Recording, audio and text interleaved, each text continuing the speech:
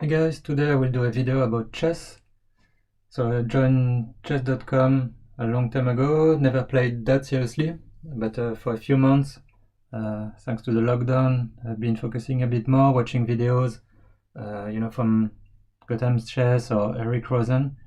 So trying to learn a bit more, studying the openings, and I think I'm seeing a bit of progress.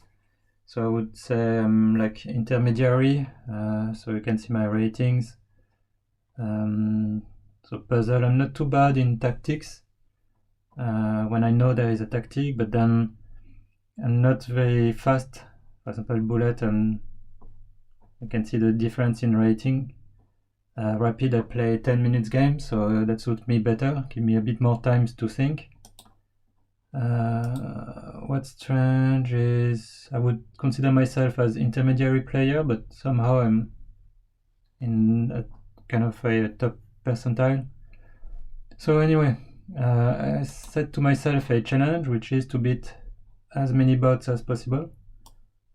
So I beat all the intermediate, advanced, and then I finished the master. So then in terms of streamers, so I bet gotham-chess with a Vienna Gambit, which is an opening he really likes. So I was happy with that. So now next challenge, this guy, 2600. That would be my best victory. So let's see if I can do this. Right, so I recorded this video on February the 27th on a Saturday. And after that I tried to beat Eric a few dozen times, losing most of the games, managed to draw 2 times. And then finally on Monday, during I was having a break from work, tried again a quick game, which turned out to be a bit longer, took me 20 minutes, but eventually I managed to defeat Eric. I think it wasn't the most spectacular victory. If you look at the game, you will see that it's very plain and slightly boring, but that was my plan. Obviously I cannot compete in terms of tactics, I cannot checkmate, so I played hopefully solidly, trying to avoid any kind of traps, and navigating towards the end game, where usually I think I may have a hedge against a computer. And that's exactly what happened. So I will show you the analysis, and later on I will post some games, the entirety of the games, hoping that you can see my thought process. So I'm not a GM or anything, but you can see how I'm thinking, and probably if an intermediary player like me can think and do some upset in terms of rating differential like that, maybe you can guys also learn a thing or two. I think one of the most important things for players that are not very high level, like me anyway, it's avoiding blunders, and maybe sometimes not trying to be too spectacular, but again doing some solid play, improving the position slightly, thinking about the opponent's plans. That's very important. Trying to counteract it, prevent it, because when I play in blitz or bullet, I spend too much time making some crazy plan and trying to checkmate, and that often that doesn't work. So first of all, because I would blunder my queen or whatever, but also because my plan would be stopped by my opponent plan, simply as that. So yeah, I think that's good to take some time to think and not be spectacular, but at least playing solidly. So without further ado, let's see the analysis of the game. Hope you enjoy. Alright, so let's analyze. So I started with my favorite e4. I was met with a Sicilian, so I started trying the Alapin, which I learned a few days ago. So already I don't really know what to do. I decided to push to chase away the knight. So then I consolidated my pawn structure. So I've got 2 pawns in the middle. Obviously I know I will be challenge by, say, e6. Yeah. So I decided to develop and chase the knight. So I knew the knight would go to b6, attacking my bishop. Didn't mind because I would go to b3, protecting my queen for the incoming exchange on the pawns in the center, and like that I could cover my queen, and I'm happy trading the queen against the computer because it's bring less complication. I've got more chance to get to an endgame safely, and that's indeed what happened after a few moves. So I kept developing. Then the computer decided to finally take, fine by me. Now the trade of queens happened. So I've got some awkward bishops, it's not developed. But I didn't mind too much. So first of all, as I said, because of the queen trade, but also still controlling a little bit of pieces. I mean, as you can see, the evaluation is balanced. So I lost the initiative thanks to the white, but again, I don't mind against a computer. My goal is not to checkmate because I cannot do tactics. A computer at this level is far better than me. My goal is to play super safely, to try and defend against his crazy plans, and trade, and hopefully get into an endgame where I can have a slight edge, because I think computers are less good in endgames. So anyway, let's carry on. So the computer keep developing. A castle, easy enough. Strangely, you can see the evaluation is back in my favor, so 0.5 if I play the correct moves anyway. Probably because his bishop is developed but not really centralized. It doesn't cover many squares, only 3. So his most active piece is the knight, so I want to challenge it, and to do that I wouldn't mind having a pawn structure that's a bit not very connected, so that's why I brought my knight out. So if he takes, my pawn goes to c3. So the pawn structure, as I said, is not great because my pawn is isolated, but then I activate my dark square bishop without moving it, because then he starts controlling this diagonal from c1 to a3, and obviously the other diagonal already. There is no threat from the computer just yet, so that was my rationale. So here, so let's go back, sorry. And indeed, you see the position is good, more or less in my favor. Here I played a poor moves. My rationale was I want to, because he didn't take my knight, so I want to activate my bishop, dark square bishop. So I played it here simply because I cannot play it on f4 or e3, and d3 is a bit passive, once there is a rook on the d file. So I decided to go there, maybe with a view of myself planting a rook on the d file, and I don't know. Anyway, I did that. It wasn't a great test move, obviously. I lost 0.6 point, but not a terrible move neither. So now the computer see that and decide to trade. So my pawn structure is not great. So as you can see, my position is fair but not great, my evaluation. So here I was surprised and happy when I saw this move, again because it gave me a chance to trade, simplify, and the opponent will lose his castle right, which doesn't matter that much because we are very close to an endgame already, and also that will activate his king. My king is not activated at all. But anyway, I decided to go for the trade. And as you can see, it's not the worst decision ever.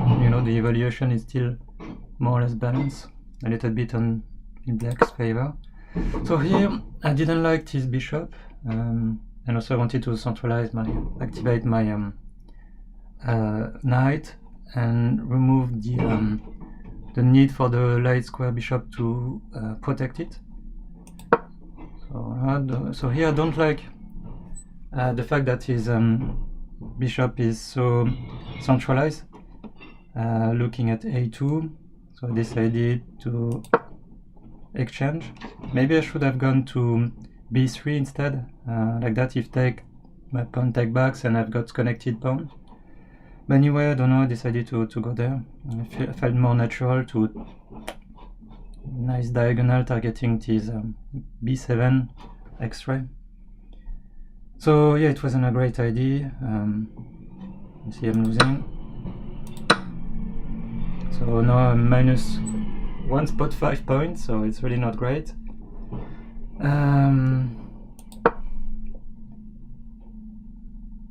Okay, so I think he didn't play the best move. He should have played knight on d7, probably because putting pressure on my e5 pawn. I don't know, or maybe because like I don't know. But anyway, it wasn't the best move. I don't really understand why. Let's move on. So obviously the fight for the open file. So the computer reacts to that, obviously. And here decided to put pressure on the b7 pawn. Fine. So obviously take. So I'm still not doing good. Very surprising that I managed to win. But so here I was surprised. Okay, I don't mind trading my rook because now I'm more or less safe in endgame.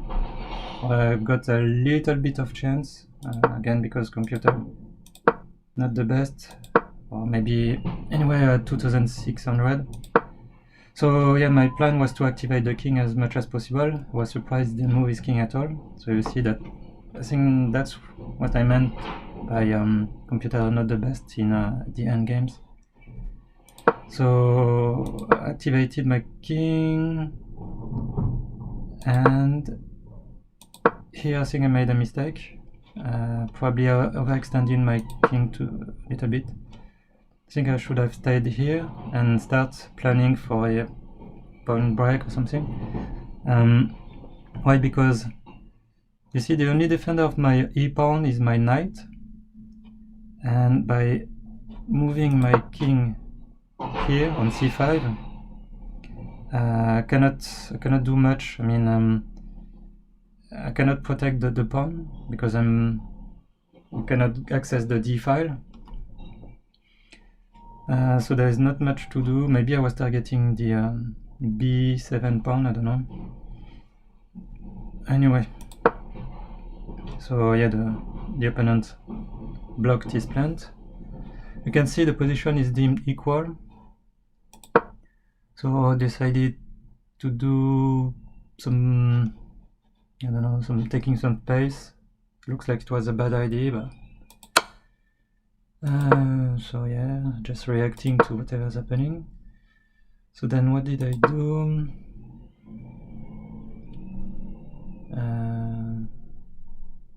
I don't remember why I did that. Okay, so here I see that his knight could go g6 or f5. So I don't like that too much.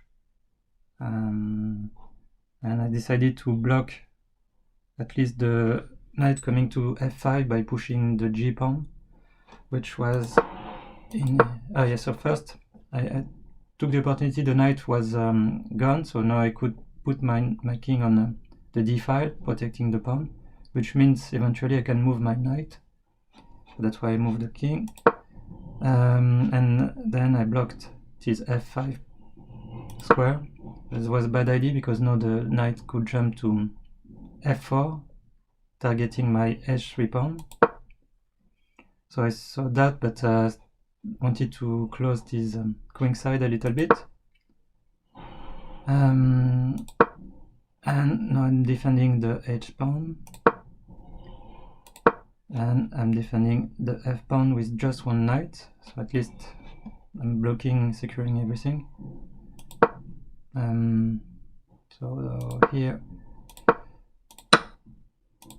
okay, so I was sure it was a draw, because see everything is locked. He cannot push because then I would promote, and no king can get into the other player camp. And then he did what I think is a mistake. He allows me to go in his camp, and even more.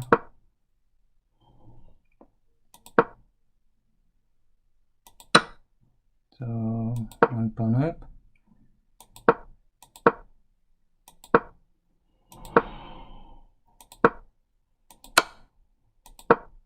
And here he played quite well. I didn't see it coming. I should have, I don't know. But anyway, my backup plan was I could always go back to the king side and grab some pawn. So that's what I did.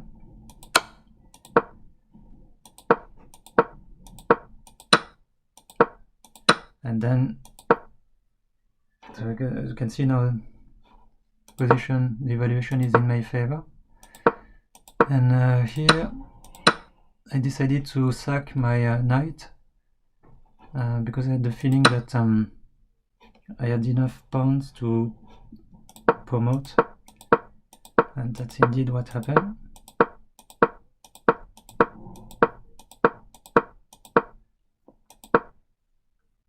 So I just needed to be sure I don't fall into a fork.